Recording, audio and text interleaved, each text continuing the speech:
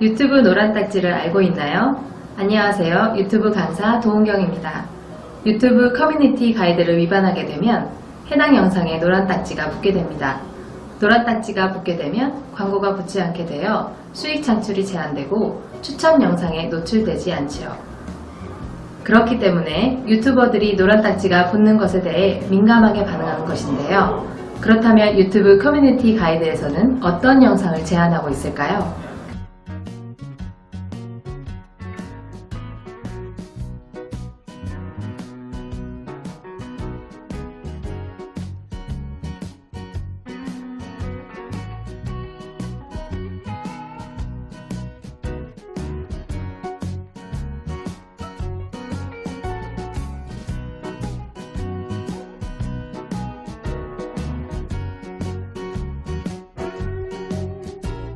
앞에 표에서 설명한 사항들이 포함되는 영상을 올릴 경우 유튜브 인공지능에 의하여 자동으로 노란 딱지가 붙게 되는 것입니다. 또 그 경우가 심각한 경우에는 경고까지 받게 되는데요. 경고 누적 3회를 받게 되면 채널이 삭제될 수도 있습니다. 경고는 90일간 유지됩니다. 90일이 지나면 경고가 삭제되므로 90일 동안 경고 3회를 누적으로 받지 않도록 주의해야 합니다. 물론 정상적인 창작 활동을 하는 크리에이터라면 경고받을 일은 거의 없습니다. 그런데 무심코 위반할 수도 있고 설마 했다가 가장 많이 걸리는 것이 저작권에 관련된 것입니다. 그래서 이번 시간에는 저작권에 대해 알아보도록 하겠습니다. 저작권이란 창작물을 만든 사람이 자신이 만든 창작물, 즉 저작물에 대해 가지는 법적 권리를 말합니다. 보통 음악, 글, 사진, 영상, 폰트, 아이디어까지 다양한 곳에서 저작권을 인정받게 되는데요. 저작권은 어떠한 창작물을 만드는 순간 생겨납니다. 별도의 등록 절차가 필요하지는 않습니다. 단지 본인이 저작권자의 경우 이를 증명할 수 있는 근거가 있다면 인정받게 되죠. 일반적으로 저작권의 보호기간은 저작자 사후 70년간 보호되지만 영상 저작물의 경우 창작한 때부터 70년간 보호받게 됩니다. 오래된 저작물이라 하더라도 특히 주의해야 할 경우가 있는데 이것은 저작 인접권이라는 것이 있죠.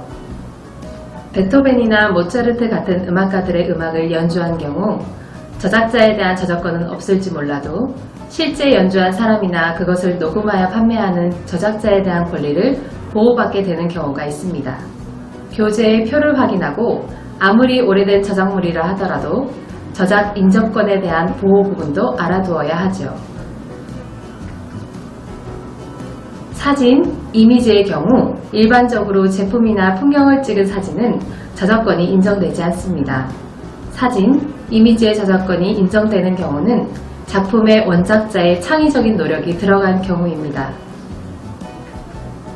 디자인이 들어간 이미지의 경우는 당연히 저작권 보호를 받게 되고 풍경 사진의 경우 일반적으로 찍은 사진과는 다르게 본인만의 독특한 요소가 있어야 인정받게 되는 것이지요. 그럼 이미지를 사용해야 하는 입장에서는 어떻게 해야 할까요? 직접 찍거나 시간과 노력을 들여 작업한 이미지를 사용하면 가장 좋겠지만 그렇게 하기에는 재능이나 시간이 부족한 경우가 대부분입니다. 그래서 무료 이미지 제공 사이트에서 다운받아서 사용하는 경우가 많습니다. 가장 마음 편하게 작업하고 싶다면 유료 이미지를 구매해서 사용하면 되겠습니다. 영상과 음악의 경우 인터넷에 흔히 알려진 10초 이내 사용, 사이즈 조정, 반전 출력 등의 방법은 유튜브 자동 필터링 기능을 피하는 방법일 뿐 저작권을 침해하지 않는 것은 아닙니다. 채널이 크지 않을 때는 저작권 침해로 고발당할 일이 없을 수 있으나 구독자가 늘어나고 한참 잘 나가기 시작하는 시점에 저작권으로 인한 피해 소송으로 문제가 될 가능성이 높습니다. 심지어 본인이 의도하지 않아도 녹화 중 카페나 길거리에서 나오는 음악이 녹음되어 걸리는 경우도 있으니 주의해야 합니다.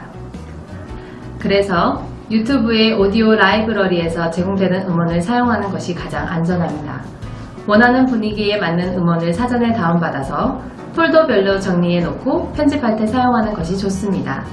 교재에 있는 유튜브 페이지를 확인하고 직접 태블릿 PC에서 들어보고 파일을 다운받아 보겠습니다. 다른 방법으로는 직접 BGM을 만들어 보는 것이죠.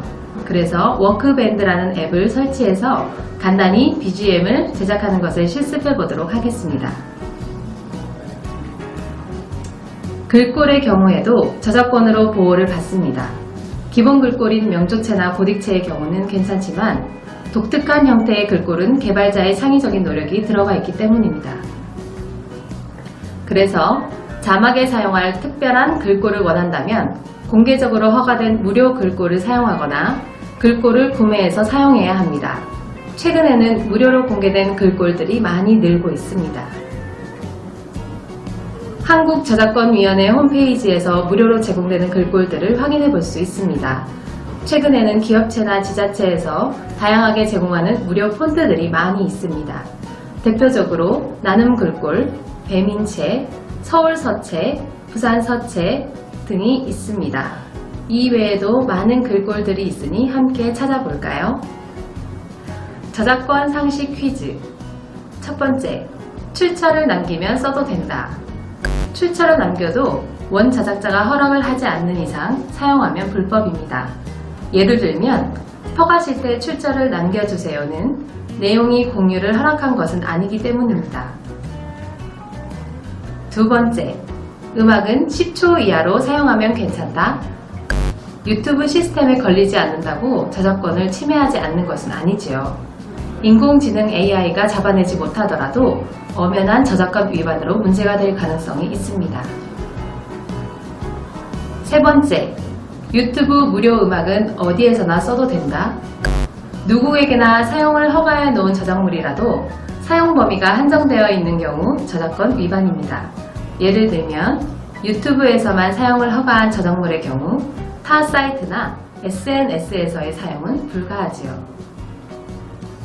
네 번째, 타인의 저작물을 일부 사용하였는데 수익 창출이 가능하면 저작권 침해가 아니다.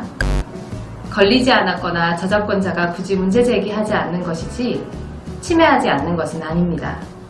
두 번째 경우와 마찬가지로 인공지능 AI가 잡아내지 못한 경우일 뿐입니다.